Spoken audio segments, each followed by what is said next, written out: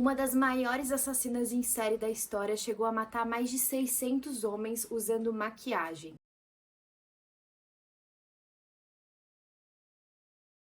Oi pessoal, meu nome é Ju Cassini e hoje eu vou contar pra vocês mais uma história, mas antes se inscreve no canal, não esquece de ativar o sininho, me seguir nas redes sociais que sempre tem história nova e compartilhem bastante que vocês me ajudam muito.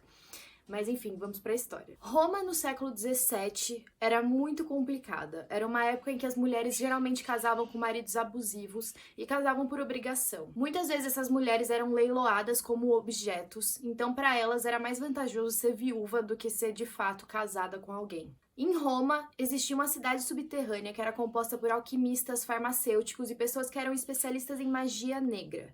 Isso porque várias práticas comuns nos dias de hoje eram proibidas naquela época, principalmente pela igreja. Muitos padres e médicos eram proibidos de resolverem certas questões, então essas pessoas que não moravam, né, mas assim, ficavam ali no subterrâneo e tinham todo o seu comércio ali embaixo, eram as pessoas que de fato ajudavam meio que na ilegalidade. Uma mulher chamada Giulia Tofana vendia uma mistura para algumas mulheres que tinham interesse em matar os seus maridos e se tornarem viúvas. Essa mistura chamava aquatofana e era um veneno. Algumas pessoas acreditam que um padre chamado Girolamo na época fornecia o arsênico para esse veneno e ela misturava com vários produtos para o rosto, maquiagem, cosméticos em geral. Ela tinha algumas colegas que ajudavam ela na produção desse veneno.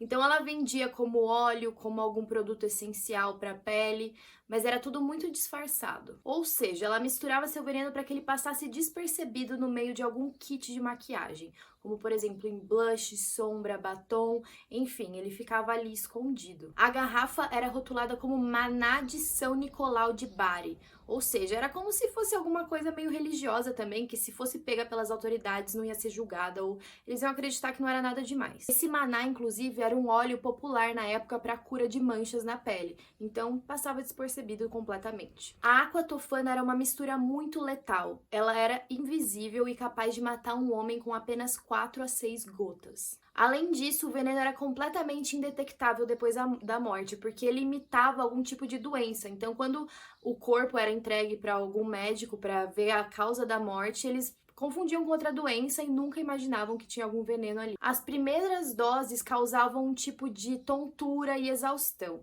Já a segunda dose causava vômitos, uma sede excessiva, disenteria. Ou seja, não era uma morte imediata. Geralmente as mulheres iam colocando poucas gotas por dia e essa morte demorada fazia com que os maridos dela conseguissem organizar os negócios na época, deixando elas em uma situação confortável antes de morrer. Até porque eles não desconfiavam em nada, que na verdade eram as próprias mulheres que estavam envenenando eles. E então, finalmente, com uma terceira dose administrada, o homem finalmente morria. Os negócios dela enganaram as autoridades durante séculos e várias pessoas morreram. Ela tinha várias clientes, mas ela foi pega graças a uma tigela de sopa. Segundo a história, em 1650, uma mulher serviu uma tigela de sopa para o seu marido contendo a aquatofana.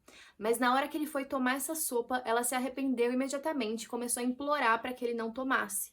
E ele achou tudo aquilo muito estranho. Tentou perguntar para ela por que ele não deveria tomar. E naquela época, como os maridos eram muito abusivos, ele bateu nela, abusou, até que ela finalmente contou que tinha envenenado a sopa dele. E obviamente que os abusos continuaram até ele finalmente conseguir uma confissão dela de que era um veneno que ela tinha comprado.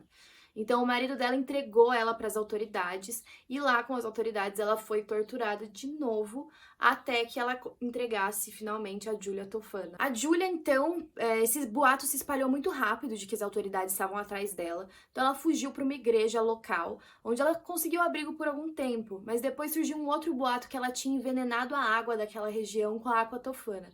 E todo mundo entrou em pânico e ela teve que fugir de novo. A igreja que ela estava, então, foi invadida e ela finalmente foi presa. Depois de brutalmente torturada, ela finalmente confessou ter matado pelo menos 600 homens durante 20 anos, de 1631 a 1653. Ela foi executada, então, em 1659, junto com a maioria dos seus clientes de classe baixa.